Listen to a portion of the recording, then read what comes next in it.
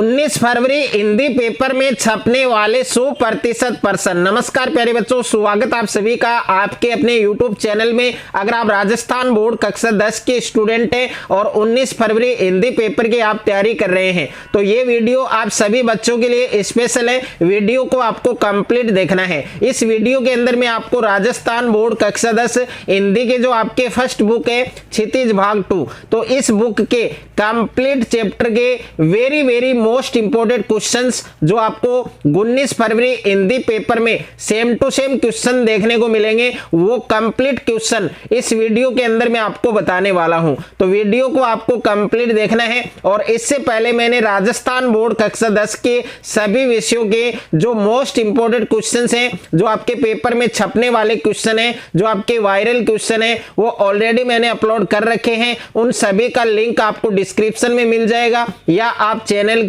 जो प्लेलिस्ट है चैनल में जाकर भी आप देख सकते हैं। और जिन बच्चों ने अभी तक हमारे व्हाट्सएप ग्रुप और टेलीग्राम ग्रुप को ज्वाइन नहीं किया है तो सभी बच्चे व्हाट्सएप ग्रुप और टेलीग्राम ग्रुप को जरूर ज्वाइन करें। तो 19 फरवरी हिंदी का जो पेपर आपके होने वाला है, इसके लिए जो आपका बुक है क्षितिज भाग 2 और इसके अंदर काव्य खंड के जो चैप्टर हैं और जो गद्य खंड के जो चैप्टर हैं, जितने भी चैप्टर हैं सभी चैप्टर के जो मोस्ट इंपोर्टेंट क्वेश्चन हैं जो आपके पेपर में छपने वाले, जो आपके वायरल पर्सन है, वो इस वीडियो के अंदर मैं आपको कंप्लीट बताने वाला हूं। अगर आपने इस वीडियो को कंप्लीट देख लिया और एग्जाम से पहले कंप्लीट क्वेश्चन आपने अच्छे से तैयार कर लिए तो क्षितिज भाग 2 जिसमें से 33 नंबर के प्रश्न है, 33 नंबर के जो क्वेश्चन है जो आपके हिंदी के पेपर में आने वाले हैं, तो 33 नंबर है वो आप पक्का कर सकते हैं। तो वीडियो को शुरू से एंड तक देखना है और कंप्लीट क्वेश्चन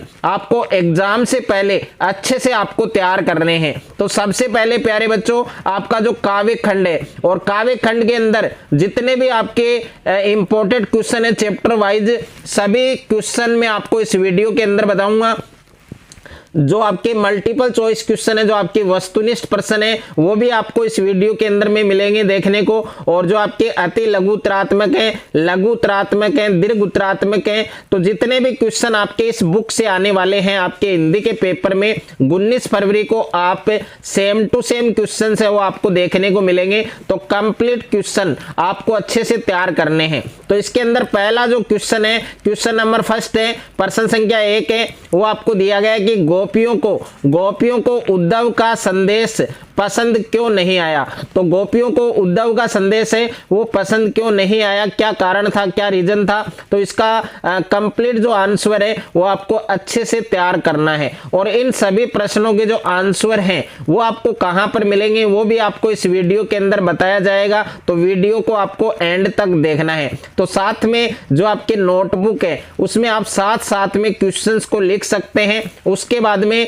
प्रश्न संख्या 2 आपको दे रखा है कि गोपियों के अनुसार राजा का धर्म है वो क्या होना चाहिए। ये वाला जो क्वेश्चन है ये आपके 100% ये क्वेश्चन आपके हिंदी के पेपर में आपको मिलने वाला है। यानी गोपियों के अनुसार राजा का जो धर्म है वो क्या होना चाहिए। तो इस क्वेश्चन को आपको अच्छे से तैयार करना है। उसके बाद में प्रश्न संख्या 3 आपको दे रखा है कि मन की मन ही मांझ रही, गोपियों के मन की जो इच्छा है वो उनके मन में ही क्यों रह गई, क्या कारण था, क्या रीजन था, वो आपको इसमें बताना है। और प्रश्न संख्या 4 आपको दे रखा है कि महाकवि सूरदास के व्यक्तित्व और कर्तृत्व का परिचय दीजिए। तो जीवन परिचय में मैंने 3 या 4 इंपोर्टेंट मैं आपको बताने वाला हूं, वही आपको तैयार करना है। तो एक तो आपको महाकवि सूरदास के व्यक्तित्व और कर्तृत्व का परिचय दीजिए। आपके एग्जाम के अंदर हिंदी के पेपर में जो क्वेश्चन आएगा जीवन परिचय का वो इसी प्रकार से लिखा हुआ होगा। तो महाकवि सूरदास का जीवन परिचय है वो आपको अच्छे से तैयार करना है। उसके बाद में प्रश्न संख्या 5 आपको दे रखा है, क्वेश्चन नंबर 5 है आपके कि लक्ष्मण परशुराम संवाद पाठ के संवादों पर विस्तृत टिप्पणी है वो आपको लिखनी है। तो लक्ष्मण परशुराम संवाद पाठ है, उसके संवादों पर आपको विस्तृत टिप्पणी लिखनी है। उसके बाद में प्रश्न संख्या 6 आपको दे रखा है कि स्मृति को पाथे बनाने से कवि का क्या आशय है। तो स्मृति को पाथे बनाने से कवि का क्या आशय है, कवि का क्या अभिप्राय है, और ये आपको इसमें लिखना है। उसके बाद में प्रश्न संख्या 7 आपको दे रखा है कि आत्मकथ्य कविता है, उसमें कवि जयशंकर प्रसाद ने महान कवि की विनम्रता है वो किस प्रकार व्यक्त की है। तो आत्मकथ्य जो कविता है उसमें कवि जयशंकर प्रसाद हैं, उन्होंने महान कवि की जो विनम्रता है वो किस प्रकार व्यक्त की है वो आपको लिखनी है। और प्रश्न संख्या 8 आपको दे रखा है कि आत्मकथ्य कविता का मूल भाव है वो आपको स्पष्ट करना है। तो आत्मकथ्य कविता का मूल भाव आपको स्पष्ट करना है। प्रत्येक चैप्टर से मैंने 2 या 3 वेरी वेरी इंपॉर्टेंट क्वेश्चंस हैं वो सेलेक्ट किए हैं ताकि उनको आप आराम से याद कर सकें। तो आत्मकथ्य कविता है उसका मूल भाव है ये आपको स्पष्ट करना है। उसके बाद में डियर स्टूडेंट प्रश्न संख्या 9 आपको दे रखा है कि तप्त धरा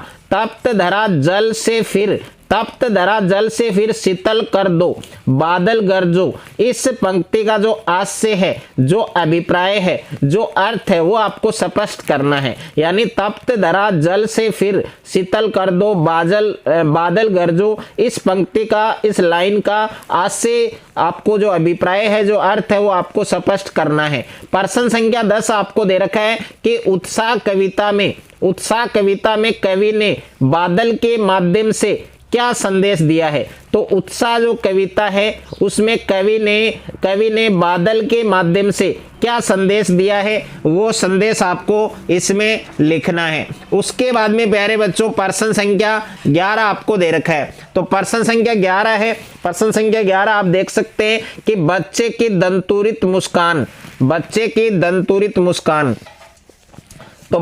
दंतुरित मुस्कान है उस पर कवि के मन पर क्या प्रभाव पड़ता है। यानी बच्चे की दंतुरित मुस्कान है उसका कवि के मन पर क्या प्रभाव पड़ता है वो आपको इसमें लिखना है। और प्रश्न संख्या 12 दे रखा है आपको कि तुलसीदास जी के कर्तृत्व एवं व्यक्तित्व के बारे में आपको लिखना है। तो दूसरा जो मोस्ट इंपोर्टेंट जीवन परिचय है वो है आपके तुलसीदास जी। यानी फर्स्ट मैंने आपको बताया था सूरदास जी, दूसरा है आपके तुलसीदास जी। तो दोनों आपको अच्छे से तैयार करने हैं। उसके एक और बताऊंगा 3 वेरी वेरी इंपॉर्टेंट जीवन परिचय, लेखक परिचय इस वीडियो के अंदर मैं आपको बताऊंगा। तो तीनों अगर आपने अच्छे से तैयार कर लिए तो इसके अलावा आपको पेपर में एक भी जीवन परिचय वो आपको नहीं मिलेगा। यानी 3 अगर आपने अच्छे से तैयार कर लिए तो जीवन परिचय में आप पूरे नंबर है वो बना सकते हैं। अब जीवन परिचय कैसे लिखें, अगर इस पर भी आपको बेस्ट से बेस्ट वीडियो अगर आपको चाहिए तो आप कमेंट करके बता सकते हैं। तो तुलसीदास जी के कर्तृत्व और व्यक्तित्व के बारे में आपको लिखना है।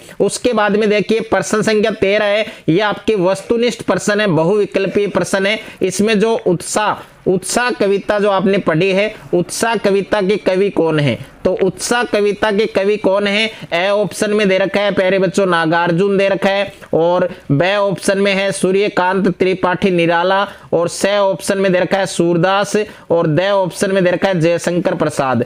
तो उत्साह कविता के कवि कौन है, इसमें 4 विकल्प आपको दिए गए हैं। कौन सा विकल्प, कौन सा ऑप्शन आपका करेक्ट आंसर होगा ये आपको कमेंट बॉक्स में बताना है। और जो स्टूडेंट इसका करेक्ट आंसर बताएगा उसका कमेंट है वो आपको पिन किया जाएगा, कमेंट पिन किया जाएगा, और कमेंट में अपना नाम और क्वेश्चन का जो आंसर है वो आपको लिखना है। उसके बाद में क्वेश्चन नंबर 14 है, प्रश्न संख्या 14 है कि नागार्जुन का जन्म कहाँ हुआ था। तो नागार्जुन है उनका जन्म है वो कहाँ हुआ था, कौन से राज्य में हुआ था। तो ए ऑप्शन में दे रखा है बिहार, बे ऑप्शन में दे रखा है बंगाल, से ऑप्शन में दे रखा है राजस्थान, और दे ऑप्शन में दे रखा है उत्तर प्रदेश। तो इस क्वेश्चन का भी करेक्ट आंसर आप सभी बच्चों को कमेंट बॉक्स में देना है। उसके बाद में प्रश्न संख्या 15 है आपके कि राम लक्ष्मण परशुराम संवाद की भाषा है।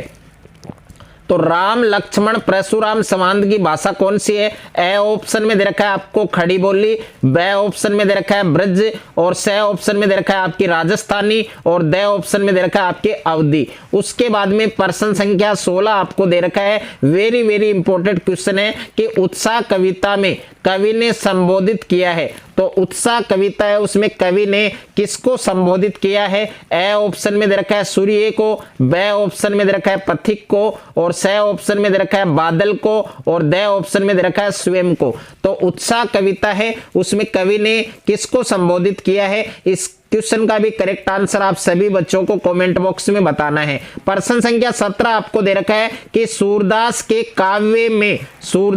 काव्य में किस भाषा का निखरा हुआ रूप है? तो सूरदास जी है, उनके काव्य में कौन सी भाषा का निखरा हुआ रूप है? ए ऑप्शन में दे रखा है ब्रज भाषा, बी ऑप्शन में है संस्कृत, सी ऑप्शन में है अवधी, और डी ऑप्शन में है प्राकृत। तो इसमें भी 4 ऑप्शन आपको दिए गए हैं, कौन सा ऑप्शन करेक्ट आंसर होगा ये आप सभी स्टूडेंट्स को कमेंट बॉक्स में बताना है। उसके बाद में क्वेश्चन नंबर 18 आपको दे रखा है कि गोपियों ने भ्रमर के बहाने किस पर व्यंग्य बाण छोड़े हैं? तो गोपियों ने भ्रमर के बहाने किस पर व्यंग्य बाण छोड़े हैं? ए ऑप्शन में दे रखा है उद्धव, बी ऑप्शन में दे रखा है कृष्ण, सी ऑप्शन में दे रखा है नंद, और डी ऑप्शन में दे रखा है कंस। तो इसमें भी 4 ऑप्शन आपको दिए गए हैं, कौन सा ऑप्शन करेक्ट होगा वो आपको कमेंट बॉक्स में लिखना है। उसके बाद में वेरी वेरी इंपॉर्टेंट क्वेश्चन है, और 100% इस क्वेश्चन के आपके चांस हैं, चांस नहीं, ये क्वेश्चन आपको 100% हिंदी के पेपर में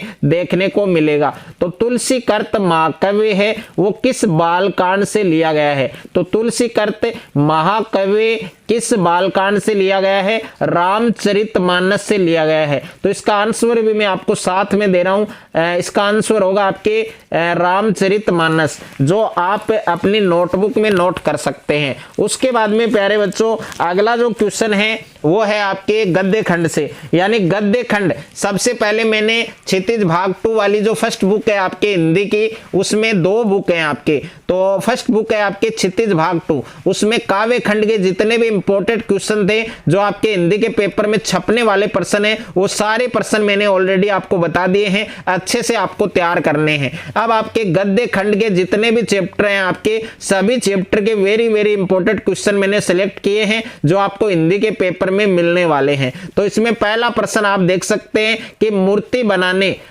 बनाने का काम मिलने पर कलाकार के क्या भाव रहे होंगे? ये क्वेश्चन आपके वेरी वेरी इंपॉर्टेंट है कि मूर्ति बनाने का काम मिलने पर कलाकार है उसके क्या भाव रहे होंगे, वो आपको लिखने हैं।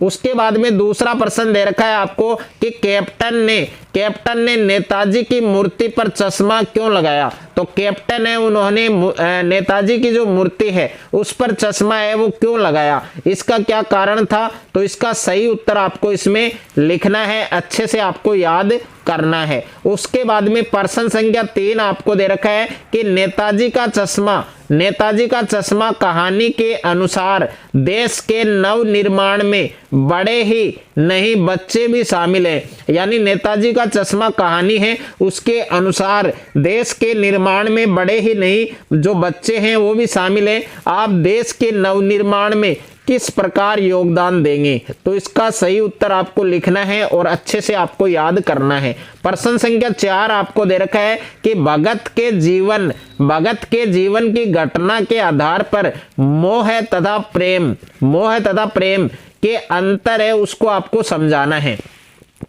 यानी भगत के जीवन की घटना के आधार पर मोह तथा प्रेम के अंतर को आपको समझाना है। और प्रश्न संख्या 5 आपको दे रखा है कि बाल गोविंद भगत है, उसकी संगीत साधना का चरम उत्कर्ष कब और किस रूप में सामने आया? तो बाल गोविंद भगत है, उसकी संगीत साधना का चरम उत्कर्ष है, वो कब सामने आया और किस रूप में सामने आया, ये आपको लिखना है। प्रश्न संख्या 6 आपको दे रखा है कि भगत का निर्णय वो अटल था कि तू जा, नहीं तो मैं ही इस घर को छोड़कर चल दूंगा। ये जो पंक्ति है, ये जो लाइन है, इसमें बाल गोविंद भगत है, उन्होंने ऐसा क्यों कहा, ये आपको इसमें लिखना है। प्रश्न संख्या 7 आपको दे रखा है, क्वेश्चन नंबर 7 है आपके कि लखनवी अंदाज पाठ के आधार पर नवाब साहब के व्यक्तित्व का परिचय दीजिए।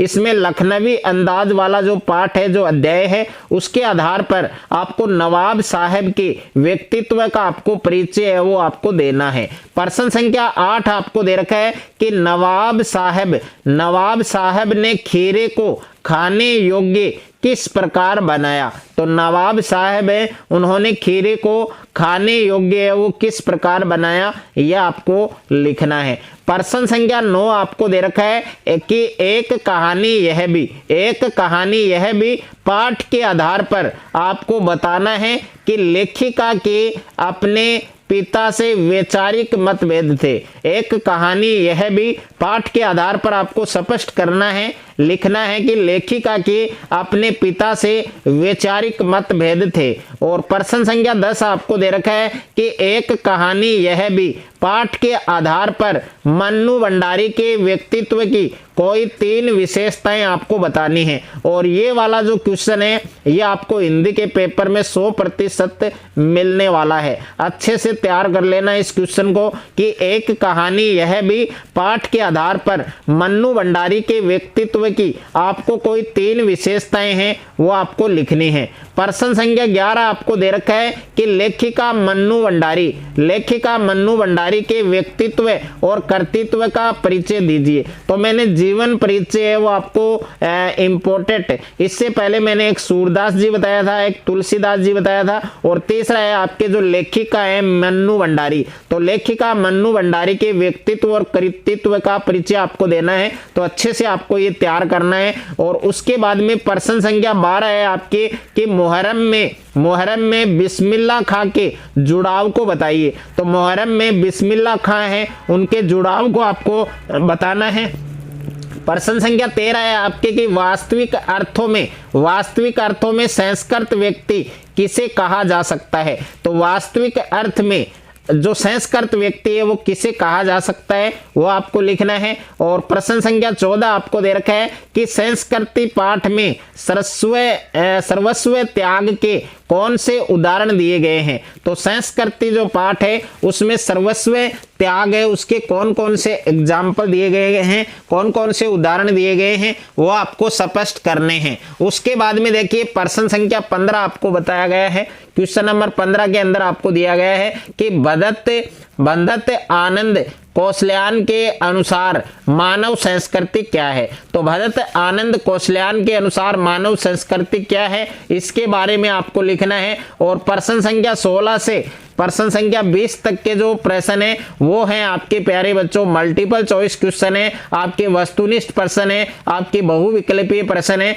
तो इन सभी प्रश्नों के आंसर आप सभी बच्चों को कमेंट बॉक्स में देना है। और जो स्टूडेंट इनमें से करेक्ट आंसर देगा तो उस स्टूडेंट का जो कमेंट है वो पिन किया जाएगा और कमेंट के अंदर क्वेश्चन का आंसर और अपना स्वयं का जो नाम है वो आपको जरूर लिखना है। तो क्वेश्चन नंबर 16 है, इसमें संस्कृति का परिणाम आपको बताना है। तो संस्कृति का परिणाम कौन सा है? ए ऑप्शन में है अपसंस्कृति और बे ऑप्शन में है सभ्यता, स ऑप्शन में है अशिष्टता और द ऑप्शन में दे रखा है विभाजन। उसके बाद में प्रश्न संख्या 17 है आपके कि बाल गोविंद भगत है पाठ की विद्या है। तो बाल गोविंद भगत पाठ की विद्या कौन सी है? ए ऑप्शन में है व्यंग्य, बे ऑप्शन में है कहानी, स ऑप्शन में है रेखा चित्र और द ऑप्शन में दे रखा है निबंध। उसके बाद में प्रश्न संख्या 18 है आपके कि लखनवी अंदाज व्यंग्य के लेखक कौन है। तो लखनवी अंदाज जो आपने अध्याय पढ़ा है उसमें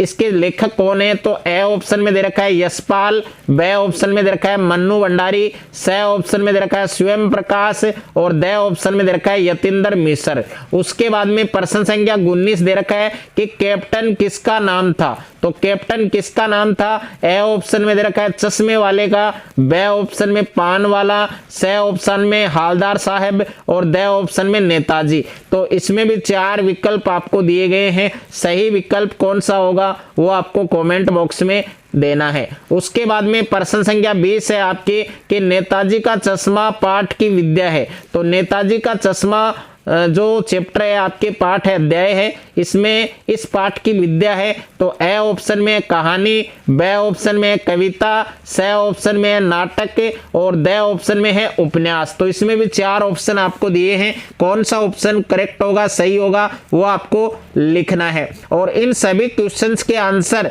आपको टेलीग्राम ग्रुप और व्हाट्सएप ग्रुप में मिल जाएगा। जिन बच्चों ने अभी तक व्हाट्सएप ग्रुप और टेलीग्राम ग्रुप को ज्वाइन नहीं किया है तो सभी स्टूडेंट एक बार टेलीग्राम ग्रुप और व्हाट्सएप ग्रुप को जरूर ज्वाइन करें। वीडियो के डिस्क्रिप्शन में आपको व्हाट्सएप ग्रुप और टेलीग्राम ग्रुप है उसका लिंक मिल जाएगा। और अगर आपने एग्जाम से पहले ये कंप्लीट क्वेश्चन आपने अच्छे से तैयार कर लिए तो हिंदी के पेपर में जो क्षितिज भाग 2 है, जो काव्य खंड और गद्य खंड के जितने भी चैप्टर हैं, अगर आपने ये वाले क्वेश्चन अच्छे से तैयार कर लिए तो हिंदी के पेपर में इस बुक के जो 33 नंबर के जो क्वेश्चन आएंगे वो आप 33 में से 33 नंबर है वो आप पक्का कर सकते हैं। ओके। और जो दूसरी बुक है आपकी कृतिका भाग 2 वाली जो बुक है, अगर उसके भी very very important question, viral question इसी प्रकार से आपको आवश्यकता है, अगर इसी प्रकार से आपको चाहिए तो आप कमेंट करके बता सकते हैं।